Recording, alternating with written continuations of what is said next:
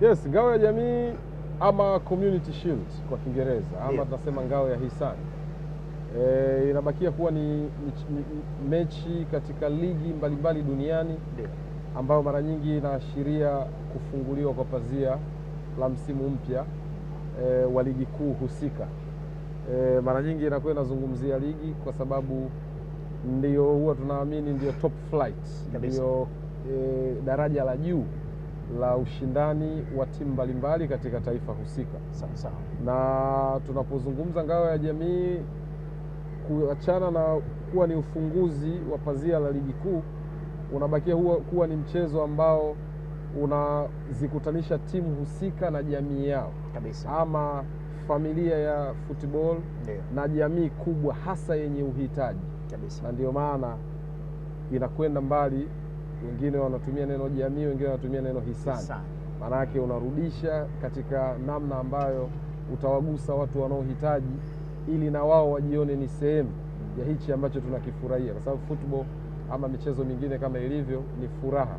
Sasa kuna kundi kubwa la watu ambao wanatamani wangekuwa na fursa kuipata hiyo furaha kabisa, lakini kwa namna moja ama nyingine na sababu mbalimbali za kimaisha hawakufanikiwa kuweza kuipata kwa wakati husika. Sasa unawagusaje na wao wajiungamanishe na familia hii kubwa ya michezo?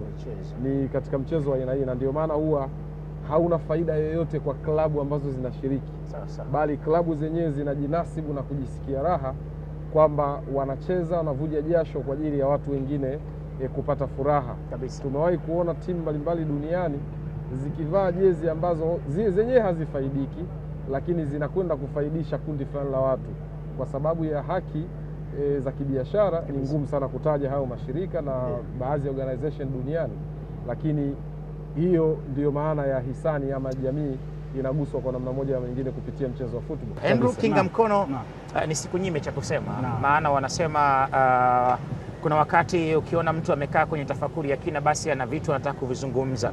Sasa huu ni wakati wako wa kutabahari na kuzungumza kwa mapana na mawanda yake. Karibu sana.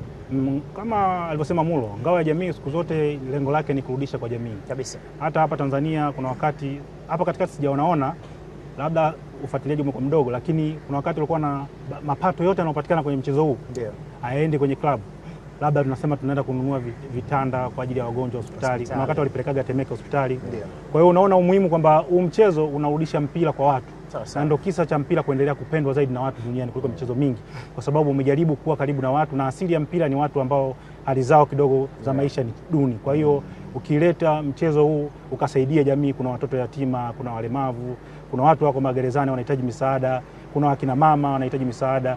Tuliona hata katika wiki za hizi timu mbili ambazo zinakuja kucheza leo, uliona walijitahidi kuonyesha, wengine walikuwa wanachangia damu kwenye hospitali yote katika kufanya timu ziende kwenye jamii, kwa sababu mpira ni wa watu. Ndio maana mashabiki unaweza rahisi sana kupata watu 60,000 uwanjani kwa sababu unawaweka watu karibu. Kwa hiyo naamini kabisa ngao ya jamii hii ni sehemu kubwa sana, mbali ya ule mtu kushinda kuchukua kile kikombe, lakini bado wanajua kwamba tuna deni kwenye jamii, na hii ni wajibu wetu kama watu wa mpira. Tunatakiwa tuonyeshe Watanzania mapenzi yetu, ambao wao wanatupatia hela kila siku, wananunua jezi, wanatazama kwenye TV, unaona, wananunua yani vitu mbalimbali ambavyo vinatokea kwenye mpira. Mashabiki ni wananchi. Kwa hiyo kwa kuwa wanakuja kutazama mpira, na sisi ni wakati wetu kuwarudishia. Kwa hiyo nadhani ndio maana asili ya hii ngao ya jamii ambayo imeendelea kukua kila siku na kufanya mchezo huu uendelee kuwa pendwa zaidi kwa kila kona ya dunia hii.